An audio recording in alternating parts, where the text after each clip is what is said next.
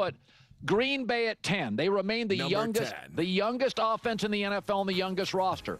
They overpaid for Aaron Banks at guard, but it was a position of need. And again, when you have a young quarterback, you've got to protect him. Now, Jordan Love did not play well in the last month of the season, and that is a concern. Plus, Chicago's better. Minnesota could be really good. The division is very good offensively. I have Green Bay at 10. No. Okay, let's talk about Green Bay. To me, it's more about that guy right there. I love Matt LaFleur. I really, really do.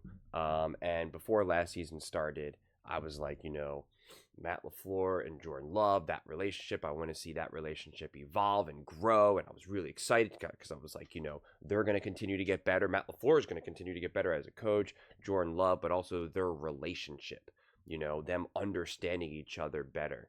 And I did not see that enough this past season. And I've defended it in the sense of with the injuries to Jordan Love, how he was already out of sync and out of rhythm with the team because he starts and then he gets injured and then everyone kind of continues to move forward. And now since it was week 1 that he got injured, he never really got to shake off that rust. And then he gets back on the field and now he's just kind of at a disconnect with the rest of the team. Then he kind of gets banged up again and it just, they just couldn't get things going. Quite frankly, it couldn't shift it into the correct gear.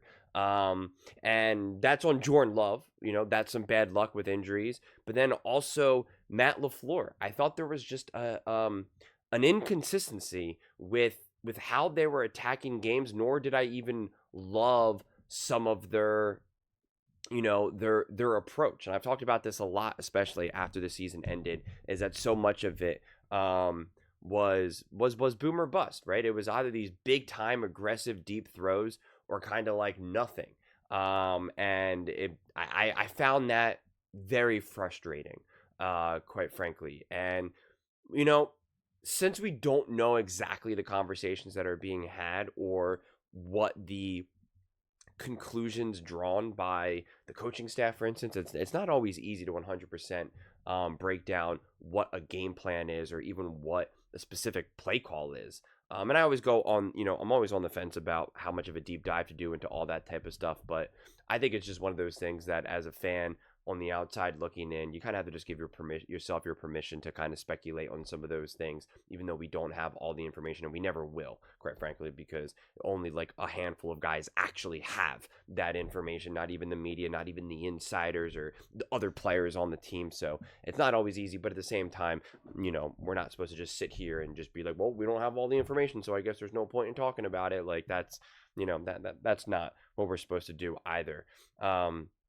But it just things felt amiss. They just didn't connect in ways that I had anticipated. And I don't want to blame it just on talent, or a lack of talent. To me, it was so much with the execution and just the overarching game plan, which I found confusing for someone who thinks so highly of a Matt LaFleur and Jordan Love. The fact that for the most part, even if they were winning a game or they won a game, it was still kind of not in a way that I felt was smooth. It was like being in a race and yeah, you won, but your car shook kind of the whole time. And it was like, what, yeah, you won and you were kind of faster, more powerful than everyone else. But I don't know, man, that car was really jerking all over the place and you were sliding. And what was that? And the one game that I always have such a, reference point for, because I thought it was such an awesome game, was against the Miami Dolphins. I think it was against the Dolphins on Thanksgiving. And it was like, that was high level ball, high level execution. And they did a little bit of everything. It felt like an actual complete game plan. And I just failed to see them do that in many more games, especially in games that mattered most. And I had more examples of them just feeling like they were ill prepared. And then even having Matt LaFleur, I forget what team it was against at this point. I think it might have been the Detroit Lions. I forget. Him getting in fight with the fan who was on the field for the national. I forget what it was. And even I at the time I was kind of listen, Matt LaFleur is the head coach. He's the man. He's the grown-up. He's the one that's making, the money. He's the one that has, like, the real job at hand. I don't care what the fan said. The fan could have said, something, the most awful thing about his mom and girlfriend and wife and children, whatever. Like, I don't care what it is. Like, you got to be able to be like, this guy's nothing. He's just some random fan from the opposing team. Like, I'm actually not even remotely listening. When he's talking, I'm just hearing, wah, wah, wah, wah, wah, wah, wah. Like, that's how little it matters. And so, like, I didn't like that energy. Like, the way how this season unfolded was really, really weird. And even when they had their backup quarterback in, I felt like the team around them really rose to the occasion. The players, the coaching staff, and I praised it all. And then when Jordan Love was in there, I didn't see that as much. And I can't just blame that on Jordan Love, though. Because was Jordan Love perfect? Absolutely not. Absolutely not. But I don't think it's fair just to say, oh, Jordan Love didn't play good at the end of the season, when it was like the Green Bay Packers didn't. This was a collective experience for the Green Bay Packers as a team. And I'm really looking for them to right this ship. Because like I said, they clearly had the talent. They clearly showed that they had the ability. They clearly showed some highs, but they just couldn't lock down the consistency. And when you can't lock down consistency, from my viewpoint, it can be kind of one of two things. One, you do just have a collection of players who just can be great, but they can't be consistently great, which is that sometimes that's how, a skill set or a level of performance expresses itself throughout a career. That's what makes some of the truly special players so great is their consistency, is their ability to be consistently great, or even just consistently good. So that could technically be, but we don't really know that just yet. You kind of have to wait for kind of someone's career to kind of continue. You can't really predict that, honestly. And then it's also on coaching. Are you getting the team ready for the moment, ready to play, attention to detail? Do you have the right game plan? Are you adapting when necessary? Etc. So that's why, to me, this next season kind of feels make or break to me. And it's not even so much that I'm like, the Green Bay Packers better make it to the NFC Championship game, or they got to win the division. Yeah, I understand, and there is kind of that feeling that clock is kind of ticking, so to speak. Not like because time's necessarily running out, but it's kind of like, hey, we're supposed to have the coach, we're supposed to have the quarterback. That alone feels like 65%, 70% of the battle. Like, let's go now. Like, let's get this party rolling here. We also gave Jordan Love all this money, etc., etc. But I wouldn't get lost in that. And I also wouldn't get lost in this idea that Jordan Love has to prove to be the greatest quarterback under the sun. Take a page out of the Philadelphia Eagles playbook, where they were just like, yeah, we're paying Jalen Hurts a lot of money, and he's our franchise quarterback, but like, we don't need him to be a superhero every 5 seconds. We need him to step up when it matters. And when he does, we win. But like, also, like, we don't have to just live and die by him either. Like, this needs to be a well-rounded team. And so I want to see more of that out of the Green Bay Packers. But for me, going into the season, of course, we have to wait for the draft and all that. That goes without saying. But for me, it's just like, I want to see this team feel more connected. I want to feel like, again, it doesn't matter to me even if they get knocked out of the first round of the playoffs. Maybe if they do, it would have, it would be okay for me to do that, for them to do that only if they went up against just like a significantly better team, just a truly great team, as long as they're actually playing consistent ball. And kind of, and I know evaluating that playoff game against the Eagles is a tough one because they dealt with a lot of injuries, but even so, they were not ready to play.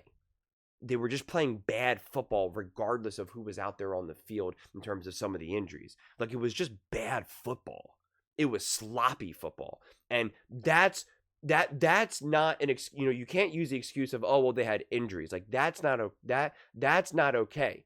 Jordan Love, yeah, some of his receivers were down. I get it. But he played poorly. Regardless of who your receiver is, it was still bad throws, bad decisions. Regardless of who was out there, I didn't like the game plan as a whole. So I just want to see, the best way to kind of put it is higher level preparedness rather than just higher level play. Of course, I always want to see high level play out of a team like the Green Bay Packers.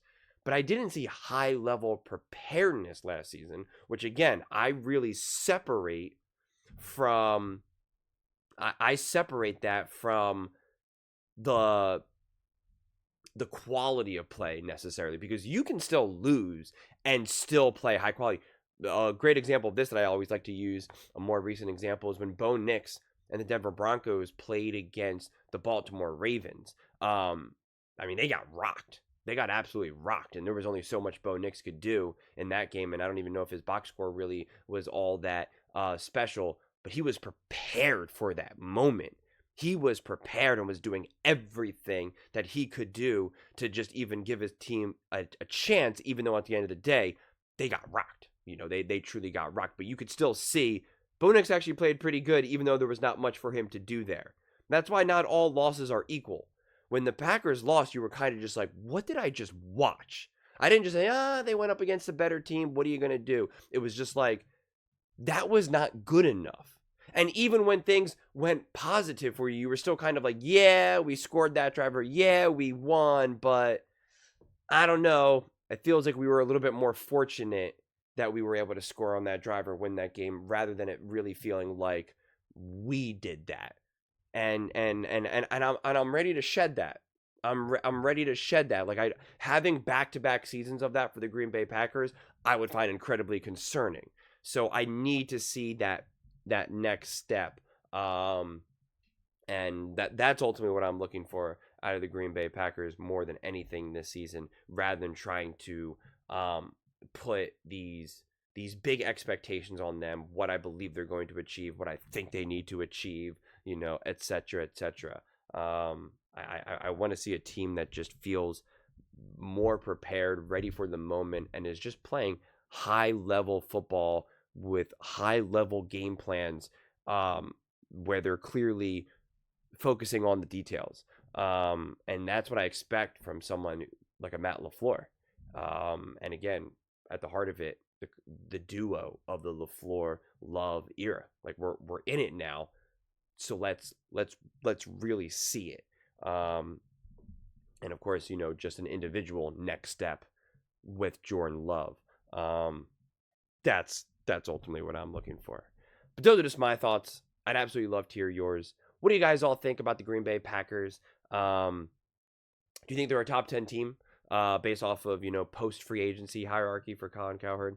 Let me know in the comments below. I read every single comment, so whether you agree with me or disagree with me, either way, let's get in some discussions, let's get in some fights, but ultimately, let's just have some fun.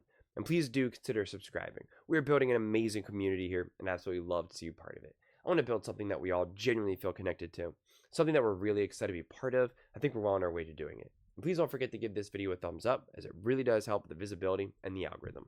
Thank you so much. See you next time.